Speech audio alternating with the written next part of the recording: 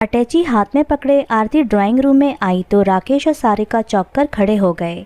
माँ, अटैची में क्या है? राकेश ने माथे पर बल डालकर पूछा। फिक्र मत कर, इसमें तेरी बहू के जेवर नहीं, बस मेरा कुछ जरूरी सामान है, आरती ने उखड़े लहजे में जवाब दिया। किस बात पर गुस्सा हो माँ? अपने बेटे के इस प्रश्न का आरती ने कोई जवाब नहीं दिया तो राकेश ने अपनी पत्नी की तरफ प्रश्न सूचक निगाहों से देखा। नहीं, मैंने मम्मी से कोई झगड़ा नहीं किया है, सारिका ने फौरन सफाई दी, लेकिन तभी कुछ याद करके वो बेचैन नजर आने लगी। राकेश खामोश रहकर सारिका के आगे बोलने का इंतजार करने लगा। बात कुछ खास नहीं थी, मम्मी फ्रिज से कल रात दूध निकाल रही थी। मैंने बस ये कहा था कि सुबह कहीं मोहित के लिए दूध कम ना पड़ जाए। कल चाय कई बार बनी, मुझे कतई एहसास नहीं हुआ कि उस छोटी सी बात का मम्मी इतना बुरा मान जाएंगी। अपनी बात खत्म करने तक सारिका चिढ़ का शिकार बन गई। माँ, क्या सारिका से नाराज हो?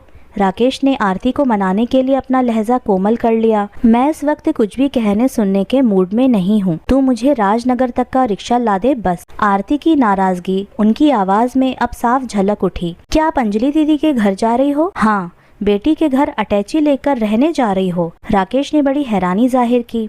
जब एक लौते बेटे के घर में विधवा माँ को मान सम्मान से जीना नसीब न हो तो वो बेटी के घर रह सकती है? आरती ने जिद्दी लहजे में दलील दी। तुम गुस्सा थूक दो माँ, मैं सारिका को डांटूंगा। नहीं, मेरे सब्र का घड़ा अब भर चुका है, मैं किसी हाल में नहीं रुकूंगी। कुछ और बातें भी क्या तुम्हें परेशान और दुखी कर रही हैं? अरे एक दो नहीं बल्कि दसियों बातें हैं। आरती अचानक फट पड़ी। मैं तेरे घर की इज्जतदार बुजुर्ग सदस्य नहीं बल्कि आया और मेहरी बनकर रह गई हूँ। मेरा स्वास्थ्य अच्छा है तो इसका मतलब ये नहीं है कि तुम मेहरी भी हटा दो। मुझे मोहित की आया बनाकर आए दिन पार्टियों में चले जाओ। तुम दोनों के पास ढंग से दो बातें मुझसे करने का वक्त तक नहीं है। उस शाम मेरी छाती में दर्द था तो तू डॉक्टर के पास भी मुझे नहीं ले गया। माँ, तुम्हें बस एसिडिटी थी जो डाइजिन खाकर ठीक भी हो गई थी। अरे अगर दिल का दौरा पड़ने का दर्द होता तो तेरी डाइजिन क्या करती? तुम दोनों के लिए अपना आराम, अपनी मौज मस्ती मेरे सुख दुख का ध्यान रखने से कहीं ज्यादा महत्वपूर्ण है। अरे मेरी तो मेरी, तुम दोनों को तो बेचारे मोहित की फिक्र भी नहीं है। अरे बच्चे की सारी जिम्मेदारियां दादी पर डालने वाले तुम जैसे लापरवाह माता पिता शायद ही दूसरे होंगे। आरती ने बेझिझक उन्हें खरी खरी सुना दी। मम्मी, अब हम इतने बुरे नहीं हैं जितना आप बता रही हो। मुझे लगता है कि आज आप तिल का ताड़ बनाने पर आमादा हो। सारिका ने बुरा सा मुंह बनाकर कहा। अच्छे हो या बुरे, अब अपनी घर गृहस्थी तुम दोनों ही संभालो। मैं आया का इंतजाम कर लूं, फिर आप चली जाना। जब तक आया ना मिले तुम ऑफिस से छुट्टी ले लेना। मोहित खेलकर लौट आया तो मुझे जाते देखकर रोएगा। चल रिक्शा करा दे मुझे। आरती ने सूटकेस राकेश को पकड़ाया और अजीब सी अकड़ के साथ बाहर की तरफ चल पड़ी। पता नहीं माँ को अचानक क्या हो गया, ये जिद्दी इतनी है कि अब किसी की कोई बात नहीं सुनेंगी। बड़बड़ाता हुआ राकेश अटैची उठाकर अपनी माँ के पीछे चल पड़ा। परेशान सारिका को नई आया का इंतजाम करने के लिए अपनी पड़ोसनों की मदद चाहिए थी। वो उनके घरों के फोन नंबर याद करते हुए फोन की तरफ बढ़ चली। करीब आधे घंटे के बाद आरती अपने दामाद संजीव के घर बैठी हुई थी। अपनी बेटी अंजलि और संजीव के पूछने पर उन्होंने वही सब दुखड़े उनको सुना दिए जो कुछ देर पहले अपने बेटे बहू को सुनाए थे। आप वहाँ खुश नहीं हैं, इसका कभी एहसास नहीं हुआ मुझे। सारी बातें सुनकर संजीव ने आश्चर्य व्यक्त किया। अपने दिल के जख्म जल्दी से किसी को दिखाना मेरी आदत नहीं है संजीव। जब पानी सर के ऊपर हो गया तभी अटैची लेकर निकली हूँ। आरती का गला रूंध गया। मम्मी, ये भी आपका ही घर है, आप जब तक दिल करे यहाँ रहें। सोनू और प्रिया नानी का साथ पाकर बहुत खुश होंगे। संजीव ने मुस्कुराते हुए उन्हें अपने घर में रुकने का निमंत्रण दे दिया। यहाँ बेटी के घर में रुकना मुझे अच्छा। माँ, बेकार की बातें मत करो। अंजलि ने प्यार से आरती को डपट दिया। बेटा बेटी में यूं अंतर करने का समय अब नहीं रहा है। जब तक मैं उस नालायक राकेश की अकल ठिकाने ना लगा दूं, तब तक तुम लोग आराम से यहाँ रहो। बेटी, आराम करने के चक्कर में फंसकर ही तो मैंने अपनी ये दुर्गति करवाई है। अब आराम नहीं, मैं काम करूंगी। आरती ने दृढ़ स्वर में मन की इच्छा जाहिर की। मम्मी, इस उम्र में क्या काम करोगी आप, और काम करने के झंझट में क्यों फंसना चाहती हो? संजीव परेशान नजर आने लगा। काम मैं वही करूंगी जो मुझे आता है। आरती बेहद गंभीर हो उठी। जब अंजलि के पापा इस दुनिया से अकस्मात चले गए तब ये 8 और राकेश 6 साल के थे। मैं ससुराल में नहीं रही क्योंकि मुझ विधवा की उस संयुक्त परिवार परिवार में नौकरानी की सी हैसियत थी। अपने आत्मसम्मान को बचाए रखने के लिए मैंने ससुराल को छोड़ा। दिन में बढ़िया पापड़ बनाती और रात को कपड़े सिलती। आज फिर मैं सम्मान से जीना चाहती हूँ। अपने बेटे बहू के सामने हाथ नहीं फैलाऊंगी। कल सुबह अंजलि मुझे लेकर शीला के पास चलेगी। ये शीला कौन है? संजीव ने उत्सुकता दर्शाई। मेरी बहुत पुरानी सहेली है। उसने बढ़िया पापड़ बनाने का लघु उद्योग कायम कर रखा है। वो मुझे भी काम देगी।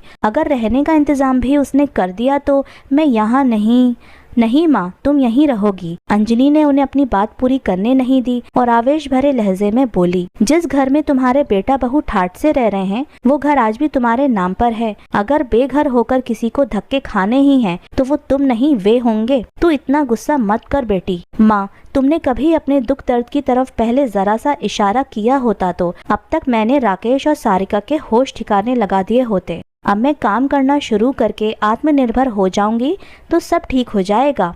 मुझे तुम पर गर्व है माँ।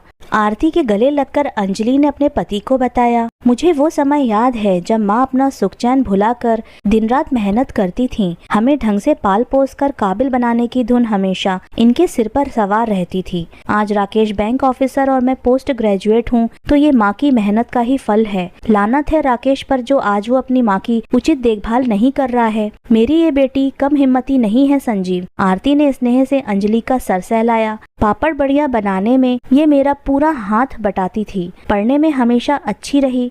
मेरा बुरा वक्त ना होता तो जरूर डॉक्टर बनती मेरी गुड़िया। आप दोनों बैठकर बातें करो, मैं जरा एक बीमार दोस्त का हालचाल पूछने जा रहा हूँ मम्मी। आप यहाँ रुकने में जरा सी भी हिचक महसूस ना करें। राकेश और सारिका को मैं समझाऊंगा तो सब ठीक हो जाएगा। संजीव उनके बीच से उठकर अपने कमरे में चला गया। कुछ देर के बाद वो तैयार होकर बाहर चला गया। उसके बदन से आ रही इत्र की खुशबू को अंजलि ने तो नहीं पर आरती ने जरूर नोटिस किया था। कौन सा दोस्त बीमार है संजीव का? आरती ने अपने स्वर को सामान्य करते हुए अंजलि से पूछा। मुझे पता नहीं, अंजलि ने लापरवाह स्वर में जवाब दिया। बेटी, पति के दोस्तों की, उसके ऑफिस की गतिविधियों की जानकारी हर समझदार पत्नी को रखनी चाहिए। माँ, 2 बच्चों को संभालने में मैं इतनी व्यस्त रहती हूँ कि इन बातों के लिए फुर्सत ही नहीं बचती है। अपने लिए वक्त निकाला कर, बन सवर कर रहा कर। कुछ समय वहाँ से बचाकर संजीव को खुश करने के लिए लगाएगी तो उसे अच्छा लगेगा। मैं जैसी हूँ उन्हें बेहद पसंद हूँ माँ, तुम मेरी फिक्र ना करो। और ये बताओ कि क्या कल सुबह तुम सचमुच शीला आंटी के पास काम मांगने जाओगी? अपनी आंखों में चिंता के भाव लाकर अंजलि ने विषय परिवर्तन कर दिया था। आरती काम पर जाने के लिए अपने फैसले पर जमी रही। रात को राकेश और सारिका ने आरती से फोन पर बात करनी चाहिए पर वो तैयार नहीं हुई। अंजलि ने दोनों को खूब डांटा। सारिका ने उसकी डांट खामोश रहकर सुनी पर राकेश ने इतना जरूर कहा, माँ ने कभी पहले शिकायत का एक शब्द भी मुंह से निकाला होता तो मैं जरूर कार्रवाई करता। मुझे सपना तो नहीं आने वाला था कि वो घर में दुख और परेशानी के साथ रह रही हैं। उन्हें घर छोड़ने से पहले हमसे बात करनी चाहिए थी। अंजलि ने जब इस बारे में माँ से सवाल किया तो वो नींद आने की बात कहकर सोने चली गईं। उनके सोने का इंतजाम सोनू और प्रिया के कमरे में किया गया था। उन दोनों बच्चों ने नानी से पहले कहानी सुनी और फिर लिपटकर सो गए। आरती को मोहित बहुत याद आ रहा था, इस कारण वो काफी देर से सो सकी थी। अगले दिन बच्चों को स्कूल और संजीव को ऑफिस भेजने के बाद अंजलि माँ के साथ शीला से मिलने जाने के लिए घर से निकली थी। शीला का कुटीर उद्योग बड़ा बढ़िया चल रहा था। घर की पहली मंजिल पर बने बड़े हॉल में 15-20 औरतें बढ़िया और पापड़ बनाने के काम में व्यस्त थीं। वो आरती के साथ बड़े प्यार से मिली। पहले उन्होंने पुराने वक्त की यादें ताज़ा की। चाय नाश्ते के बाद आरती ने उन्हें अपने आने का मकसद बताया तो वो पहले तो चौंकी और फिर गहरी सांस छोड़कर मुस्कुराने लगी। अगर दिल करे तो अपनी परेशानियों की चर्चा करके अपना मन जरूर हल्का कर लेना आरती। कभी तुम मेरा सहारा बनी थी और आज फिर तुम्हारा साथ पाकर मैं बहुत खुश हूँ। मेरा दायां हाथ बनकर तुम चाहो तो आज से ही काम की देखभाल में हाथ बटाओ। अपनी सहेली की ये बात सुनकर आरती की पलकें नम हो उठी थीं। आरती और अंजलि ने वर्षों के बाद बढ़िया पापड़ बनाने का काम किया। उन दोनों की कुशलता जल्दी ही लौट आई। बहुत मजा आ रहा था दोनों को काम करने में। कब लंच का समय हो गया उन्हें पता ही नहीं चला। अंजलि घर लौट गई क्योंकि बच्चों के स्कूल से लौटने का समय हो रहा था। आरती को शीला ने अपने साथ खाना खिलाया। आरती शाम को घर लौटी तो बहुत प्रसन्न थी। संजीव को उन्होंने अपने उस दिन के अनुभव बड़े जोश के साथ सुनाए। रात को 8 बजे के करीब राकेश राकेश और सारिका मोहित को साथ लेकर वहां आ पहुंचे। उनको देखकर अंजलि का पारा 7वें आसमान पर चढ़ गया। बड़ी कठिनाई से संजीव और आरती उसके गुस्से को शांत कर पाए थे। चुप होते होते भी अंजलि ने अपने भाई व भाभी को खूब खरी खोटी सुना दी थी। माँ, अब घर चलो। इस उम्र में और हमारे होते हुए तुम्हें काम पर जाने की कोई जरूरत नहीं है। दुनिया की नजरों में हमें शर्मिंदा कराकर तुम्हें क्या मिलेगा? राकेश ने आहत स्वर में प्रश्न किया। मैं इस बारे में कुछ नहीं कहना सुनना चाहती हूँ। तुम लोग चाय पियो, तब तक मैं मोहित से बातें कर लूँ। आरती ने अपने 5 वर्षीय पोते को गोद में उठाया और ड्राइंग रूम से उठकर बच्चों के कमरे में चली आई। उस रात राकेश और सारिका आरती को साथ वापस ले जाने में असफल रहे। लौटते समय दोनों का मूड बहुत खराब हो रहा था। मम्मी अभी गुस्से में है, कुछ दिनों के बाद उन्हें समझा बुझाकर हम भेज देंगे। संजीव ने उन्हें आश्वासन दिया। उन्हें पापड़ बढ़िया बनाने के काम पर जाने से भी रोको जीजाजी। राकेश ने प्रार्थना की। जो भी इस बात को सुनेगा हम पर हंसेगा। राकेश, मेहनत व ईमानदारी से किए जाने वाले काम पर मूर्ख लोग ही हंसते हैं। माँ ने यही काम करके हमें पाला था। कभी जाकर देखना कि शीला आंटी के यहाँ काम करने वाली औरतों के चेहरों पर स्वाभिमान और खुशी की कैसी चमक मौजूद रहती है। थोड़े से समय के लिए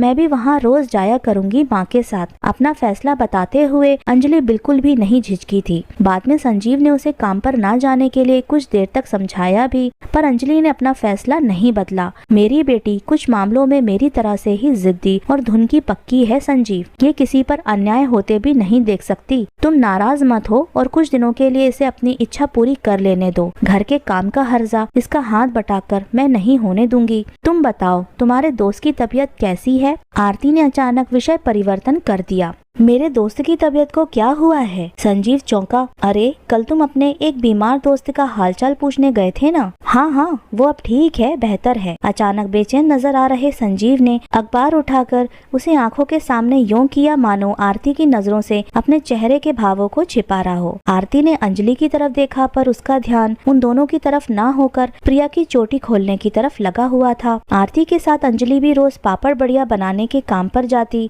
माँ शाम को लौटती, पर बेटी 12 बजे तक लौटकर आ जाती। दोनों इस दिनचर्या से बेहद खुश थीं। मोहित को याद करके आरती कभी कभी उदास हो जाती थी। नहीं तो बेटी के घर उनका समय बहुत अच्छा बीत रहा था। आरती को वापस ले जाने में राकेश और सारिका पूरे 2 हफ्ते के बाद सफल हुए। आया की देखभाल मोहित के लिए अच्छी नहीं है मम्मी। वो चिड़चिड़ा और कमजोर होता जा रहा है। सारा घर आपकी गैर मौजूदगी में बिखर सा गया है। मैं हाथ जोड़कर प्रार्थना करती हूँ, अपनी सारी गलतियाँ सुधारने का वादा करती हूँ। बस आप घर चलिए प्लीज। हाथ जोड़कर यूं विनती कर रही बहू को आरती ने अपनी छाती से लगाया और घर लौटने को राजी हो गई। अंजलि ने पहले ही ये सुनिश्चित करवा लिया कि घर में झाड़ू पोछा करने व बर्तन मांजने वाली बाई आती रहेगी। वह तो आया को भी आगे के लिए रखवाना चाहती थी, पर इसके लिए आरती ही तैयार नहीं हुई। मैं जानती थी कि आज मुझे लौटना पड़ेगा, इसलिए मैं शीला से 15 दिन की अपनी पगार ले आई थी। अब हम सब पहले बाजार चलेंगे। तुम सबको अपने पैसों से मैं दावत दूंगी और उपहार भी। आरती की इस घोषणा को सुनकर बच्चों ने तालियां बजाईं और खुशी से मुस्कुरा उठे। आरती ने हर एक को उसकी मनपसंद चीज बाजार में खिलवाई। संजीव और राकेश को कमीज मिली। अंजलि और सारिका ने अपनी पसंद की साड़ियां पाईं।